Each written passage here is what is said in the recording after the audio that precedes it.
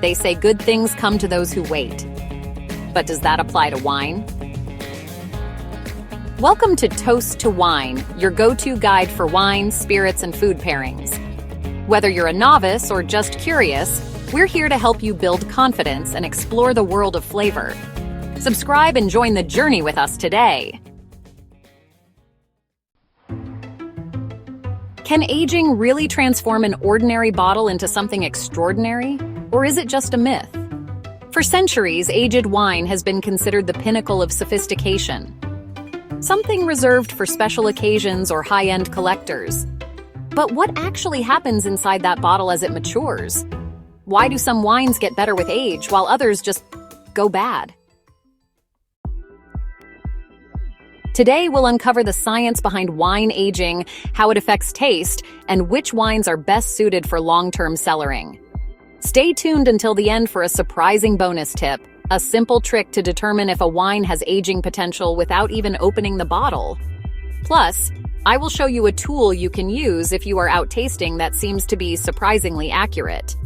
Before we dive in, here's a question. Have you ever tried an aged wine?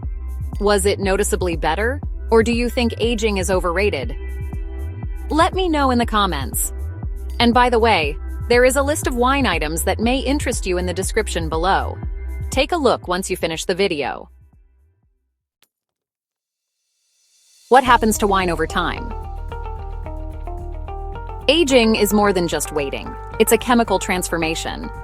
Inside a sealed bottle, wine undergoes a slow, intricate dance of oxygen exposure, tannin softening, and flavor evolution. Specifically, tannins mellow out. In red wines, tannins, those naturally occurring compounds that create a dry, slightly bitter mouthfeel, gradually soften. This makes the wine smoother and more complex. Acidity balances out. Over time, the sharp edges of acidity round off, creating a more harmonious flavor profile. New flavors develop. Young wines often taste fruity and fresh, but as they age, new flavors emerge. Dried fruit, leather, tobacco, earthy notes, even hints of chocolate or coffee. Color changes. Red wines slowly transition from deep ruby to garnet or even brownish hues, while white wines darken to golden amber tones. It's a fascinating process, but not all wines are built for this journey. Which wines are best for aging? Aging isn't a one-size-fits-all approach. Some wines are meant to be enjoyed young, while others thrive after years of cellaring. The best wines for aging typically have 3 key traits. First, high tannins. Think of bold reds like Cabernet Sauvignon, Nebbiolo, often known as Barolo, and Bordeaux blends. Their tannic structure gives them the backbone to evolve beautifully over time. Second, good acidity. Acidity helps preserve freshness and prevents the wine from tasting flat as it ages. White wines like Riesling and Chardonnay, especially from Burgundy, can age exceptionally well. And third, balanced sugar content. Sweet wines like Sauterne and Port are known for aging gracefully due to their natural sugar and acidity balance. How to age wine properly. If you want to experiment with aging wine at home, proper storage is crucial. Here's what you need to know. First, keep it cool. Wine should be stored at around 55 degrees Fahrenheit or 13 degrees Celsius to slow down chemical reactions and prevent spoilage. Avoid temperature fluctuations. Second, store it sideways. This keeps the cork moist, preventing it from drying out and letting in too much oxygen. Third, limit light exposure. UV light can degrade wine, so a dark storage space is ideal. And fourth, control humidity. Aim for 50 to 70% humidity to keep the cork in top shape.